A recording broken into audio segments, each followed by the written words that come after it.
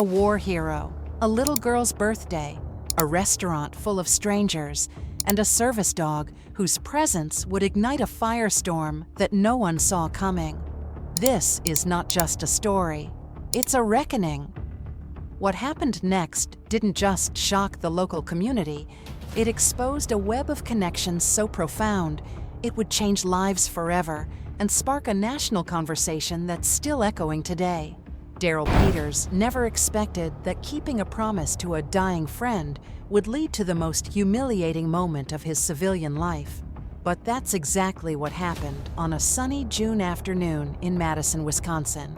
Darrel lost his leg to an IED in Afghanistan's Kandahar province, but the physical wound wasn't his deepest scar. He was there when his best friend Jeff Anderson took his final breath, and Jeff's last words weren't about himself. They were about his 7-year-old daughter, Piper.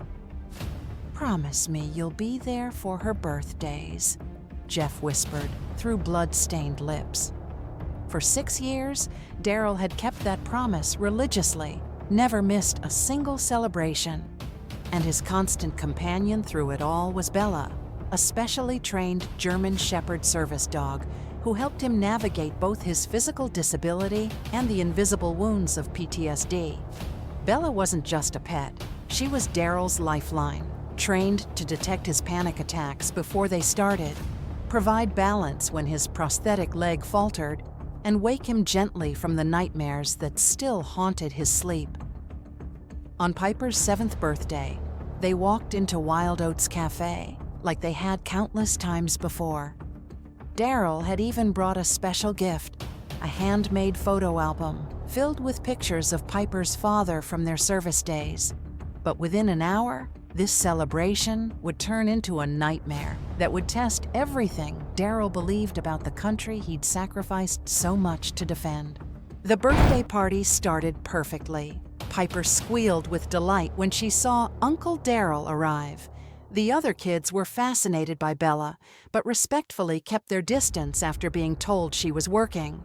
Even the restaurant staff seemed welcoming. The waitress brought Bella a water bowl without being asked, but as the afternoon crowd filled in, Darrel noticed the change.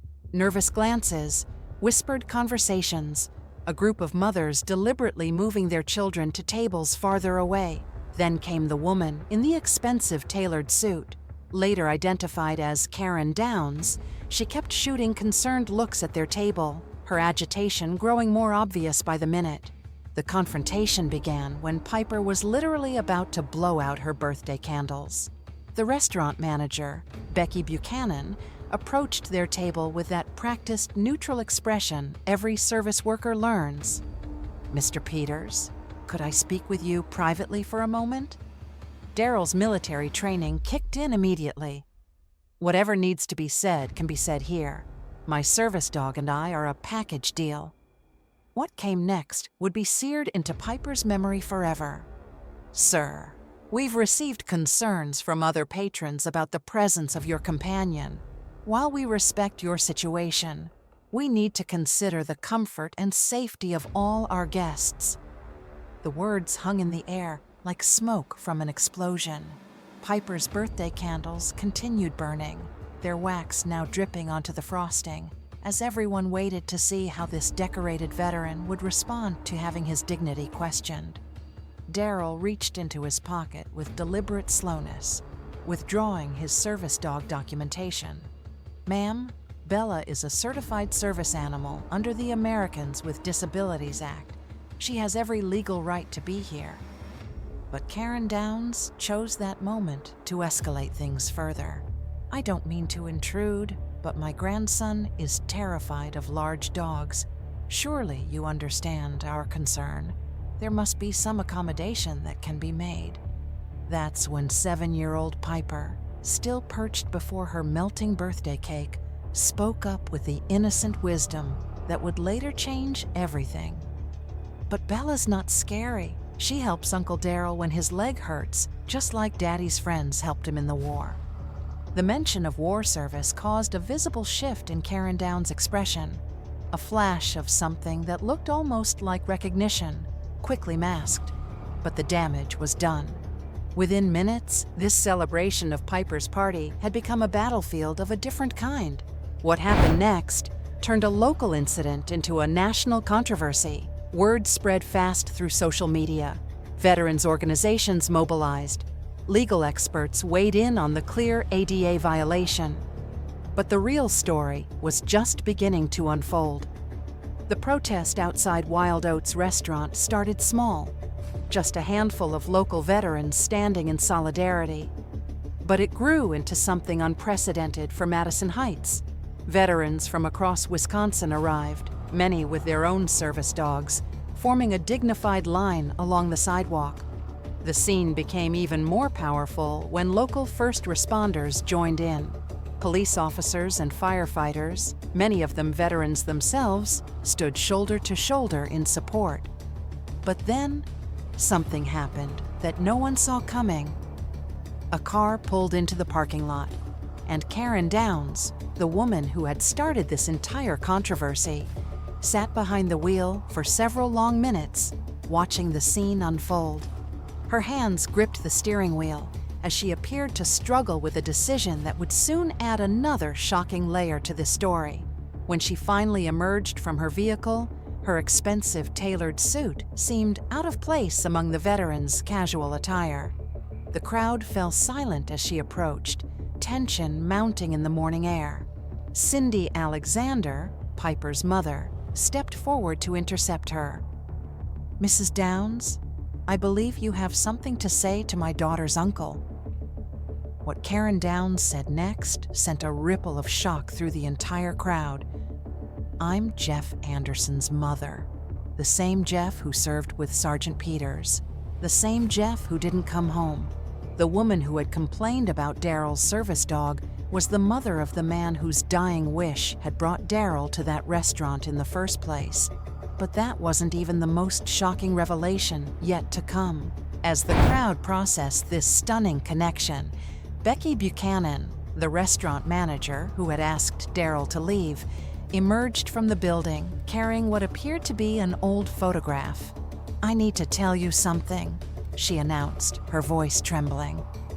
"I was a trauma nurse at Landstuhl Regional Medical Center in Germany. I was there the night they brought your unit in from Afghanistan." The photograph she held showed a younger version of herself in medical scrubs, standing beside a military working dog and its handler. "I helped stabilize you before your transfer to Walter Reed," she continued, addressing Darrel directly. "I should have recognized you, should have remembered what service dogs mean to our wounded warriors." But the connections ran even deeper. Karen Downs' voice broke as she explained her reaction to seeing Bella. "When I saw your dog, all I could think about was the German Shepherd that found my son's unit that day, the military dog that died trying to warn them." She revealed that Jeff's last letter home had been about that heroic military working dog, a German Shepherd named Ranger, who had detected the IED that would ultimately kill Jeff's unit, sacrificing himself in an attempt to save them. Jeff wrote that if anything happened to him, he knew his brothers in arms and their service dogs would carry on his mission of protecting others. The traumatic irony was devastating. Karen Downs had complained about a service dog because seeing German Shepherds triggered her own PTSD from losing her son, a son who had died alongside a heroic German Shepherd trying to save his unit. Beck Buchanan added another layer. This photograph was taken 2 days before that same dog sacrificed himself saving an entire patrol. Jeff sent me a copy of the military newspaper article about it. He said that dog made him feel safe, knowing they had angels with 4 legs watching over them. What happened next defied everything you might expect from such a painful confrontation. Becky Buchanan, with the pure wisdom that only children possess, stepped forward and took both her grandmother's and Darrel's hands. "Grandma Karen," she said softly, "Daddy wrote to me too. He said that angels sometimes have 4 legs and fur. Bella is Uncle Darrel's angel, just like Ranger was Daddy's angel." In that moment, years of hidden trauma began to crack open. Karen Downs, who had been avoiding German Shepherds since her son's death, knelt beside Bella with Piper's gentle encouragement. The service dog, displaying the impeccable training that made her so effective, responded with calm acceptance. The healing that followed wasn't just individual, it was community-wide. Karen Downs established the Jeff Anderson Foundation for Veteran Support, turning her pain into purpose. Becky Buchanan returned to her medical roots, accepting a position at the VA hospital while becoming a community educator about veteran needs. Darrel found himself embracing a new role as an advocate, visiting schools with Bella to teach children about service animals and veteran support. But perhaps most importantly, Wild Oats Cafe became something entirely different. Under new management, they initiated Service Dog Sundays and partnered with the local VA hospital. The place that had once discriminated against a veteran became a model for businesses throughout Wisconsin. The Madison Heights Chamber of Commerce implemented a citywide certification program for veteran-friendly businesses. The City Council enacted comprehensive legislation protecting service animal access. What had started as a moment of discrimination became a catalyst for systemic change. 1 year later, Piper's 8th birthday celebration was held at the newly renovated VFW Hall. But this time, it wasn't just a birthday party. It was an annual gathering where veterans, their families, and community leaders celebrated understanding and acceptance. The broader impact of their collective healing extended far beyond Madison Heights. Their story became a case study in veteran support and community reconciliation, featured in national publications and academic journals. But perhaps the most powerful testament to this transformation came from Piper herself, who often said with the simple clarity of youth, "Sometimes the best heroes have 4 legs, and the strongest hearts are the ones that learn to love again." This story reminds us that behind every moment of discrimination lies an opportunity for education. Behind every conflict lies a chance for understanding. And sometimes, the most painful confrontations can lead to the most profound healing. The next time you see a veteran with their service dog, remember Darrel, Piper, and the family that learned to heal together. Remember that service dogs aren't just animals. They're lifelines, guardians, and living symbols of hope for those who sacrificed everything for our freedom. Because the true measure of our society isn't how we honor our heroes during wartime. It's how we embrace them when they come home. We appreciate you watching till the end. If you connected and loved our story, please consider subscribing and commenting your thoughts. And here's another heartfelt video you'll want to watch.